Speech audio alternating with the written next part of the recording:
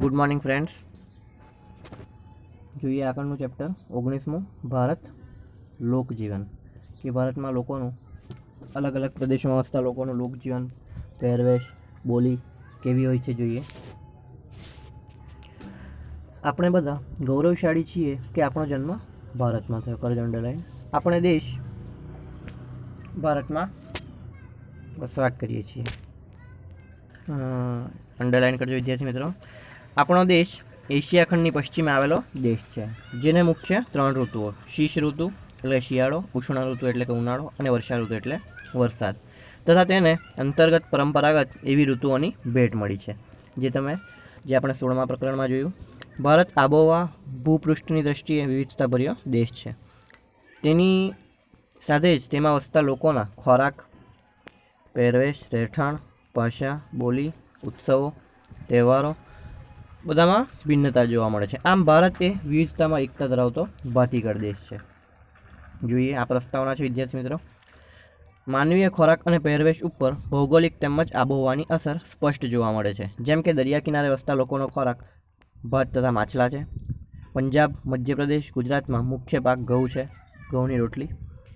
તેથી આ પ્રદેશના લોકો મુખ્ય ખોરાક તરીકે ઘઉં તથા તેની બનાવટનો ઉપયોગ કરે છે.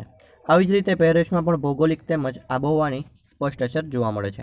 ઠંડા તેમજ પહાડી પ્રદેશમાં વસતા લોકોનો પહેરવેશ ઊની તેમજ સમગ્ર શરીર ઢંકાઈ જાય તેવો હોય છે, કારણ કે ત્યાં ઠંડીનું પ્રમાણ વધારે હોય છે. તેવી જ રીતે જે પ્રદેશમાં 12 માસ તાપમાન વધુ અનુભવાય ત્યાંના લોકોનો પહેરવેશ આછા રંગોવાળા, સુતરાઉ તેમજ ખુલ્લા કપડાં હોય છે. વર્તમાન સમયમાં દરેક રાજ્યમાં પુરુષો પેન્ટ, શર્ટ તથા સ્ત્રીઓ સલવાર કમીઝ પહેરે છે. જોઈએ લોકજીવનની દ્રષ્ટિએ વિદ્યાર્થી મિત્રો ભારતના 4 ભાગ પાડવામાં આવ્યા છે: પશ્ચિમ ભારત, ઉત્તર ભારત, દક્ષિણ ભારત અને પૂર્વ ભારત. આમ હવે આપણે જે તે પ્રદેશના લોકોનું લોકજીવન સમજવા પ્રયત્ન કરીશું. પશ્ચિમ ભારતમાં જોઈએ. પશ્ચિમ ભારતના મુખ્ય રાજ્યો પહેલાં યાદ રાખવાના: રાજસ્થાન, ગુજરાત, મહારાષ્ટ્ર, મધ્યપ્રદેશ અને ગોવા તથા દીવ, દમણ અને નગર હવેલી, દાદરા નગર હવેલી વગેરે કેન્દ્રશાસિત પ્રદેશોનો પણ તેમાં સમાવેશ થાય છે.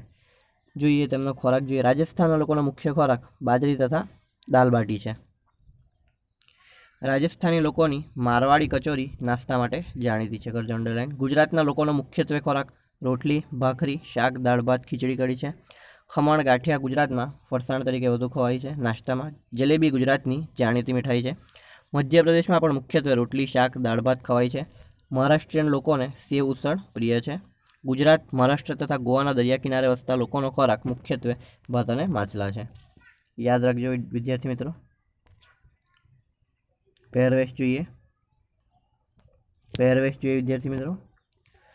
રાજસ્થાનના રણ પ્રદેશ તથા સૂકા પ્રદેશ હોવાથી ત્યાં વનસ્પતિનું વૈવિધ્ય ઓછું છે. તેની ક્ષતિ પૂર્ણ કરવા તેમણે રંગબેરંગી પહેરવેશ દ્વારા કરી છે.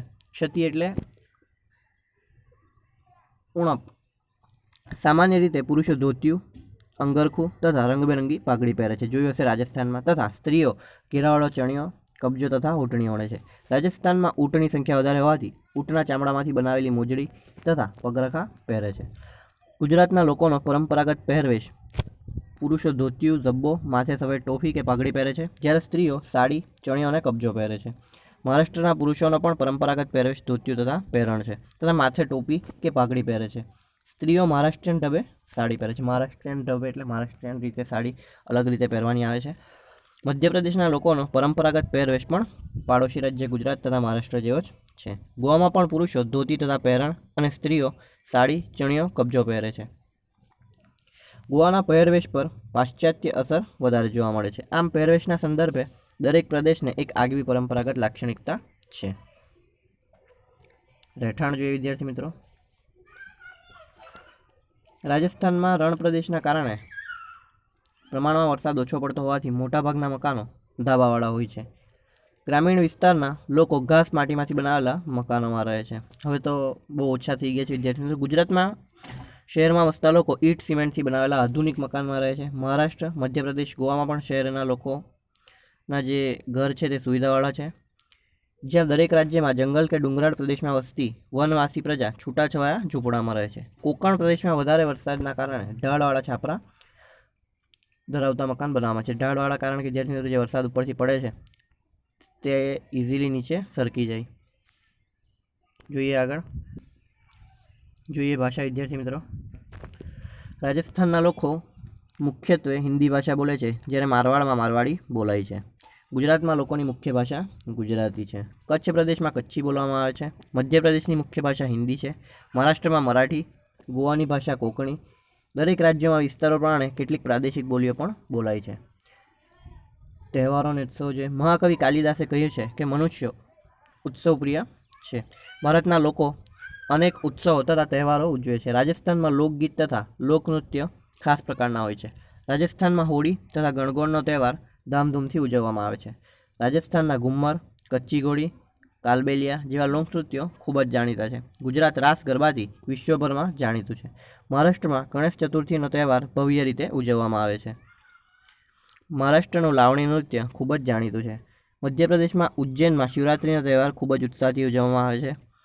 પશ્ચિમ ભારતના લોકો દિવાળી, નવરાત્રિ, શિવરાત્રિ, દશેરા, ગણેશ ચતુર્થી, ઈદ, મોહરમ, નાતાલ, મહાવીર જયંતિ, પતેતી, ચેટીચાંદ, બુદ્ધ જયંતિ વગેરે તહેવારો ઉજવે છે. કયા કયા મેળા ભરાય છે આપણા જોઈએ. કાર્તિક પૂર્ણિમાએ ઊંટના વેચાણ માટે રાજસ્થાનમાં પુષ્કર અને ગુજરાતના સિદ્ધપુરના મેળા જાણીતા છે. જો વિદ્યાર્થી મિત્રો ચિત્રમાં દર્શાવ્યું છે ઊંટ. ગુજરાતમાં ધોળકા તાલુકામાં વૌઠા પાસે ગધેડાની લે વેચ માટે જાણીતો મેળો ભરાય છે. થાનગઢ પાસે તરણેતરનો મેળો, જૂનાગઢમાં ભાવનાથનો મેળો તથા ડાંગમાં ડાંગ દરબાર વગેરે ગુજરાતના જાણીતા મેળા છે. મધ્યપ્રદેશનું ઉજ્જૈન, મહારાષ્ટ્રનું નાસિક કુંભ અર્ધકુંભ મેળા માટે અને ગોવા કાર્નિવલ માટે જાણીતું છે. કરજો અંડરલાઈન.